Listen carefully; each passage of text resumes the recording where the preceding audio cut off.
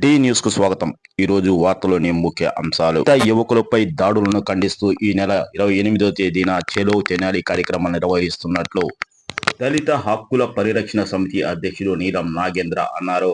ఆదివారం కనిగిరి పట్టణంలోని అంబేద్కర్ విగ్రహం వద్ద దళిత ప్రజా సంఘాల ఆధ్వర్యంలో జరిగిన కార్యక్రమంలో నీలం నాగేంద్ర పాల్గొని మాట్లాడుతూ తెనాలి పోలీసులు దళితులను చిత్రహింసలు గురి చేసిన సంఘటనపై ఆయన తీవ్ర స్థాయిలో మండిపడ్డారు. పోలీసులు మానవ హక్కులను ఉల్లంఘిస్తున్నారని పై కఠిన చర్యలు తీసుకోవాలని ఆయన డిమాండ్ చేశారు. నేరం జరిగితే పోలీసులు అరెస్టు చేయాలి తప్ప చట్టాన్ని చేతుల్లో వ్యవహరించడాన్ని ఆయన తప్పుపట్టారు. తప్పు చేస్తే శిక్షించడానికి కోర్టులు ఉన్నాయని, పోలీసులకు ఇలాంటి హక్కు లేదని, యువకులపై తెనాలి పోలీసులు వ్యవహరించిన తీరుపై ప్రభుత్వం వెంటనే చర్యలు తీసుకోవాలని ఆయన డిమాండ్ చేశారు.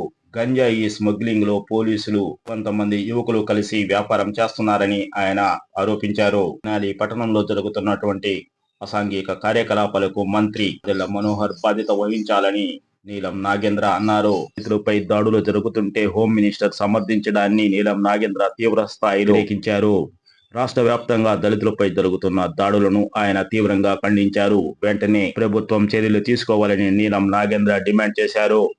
నెల 28వ తేదీన తెనాలి పట్టణంలో జరిగే సదస్సుకు ఎత్తున దళితులు హాజరు కావాలని ఆయన కోరారు.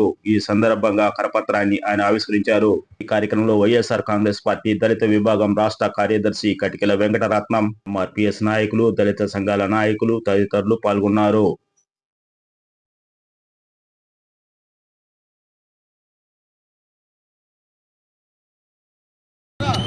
కానీ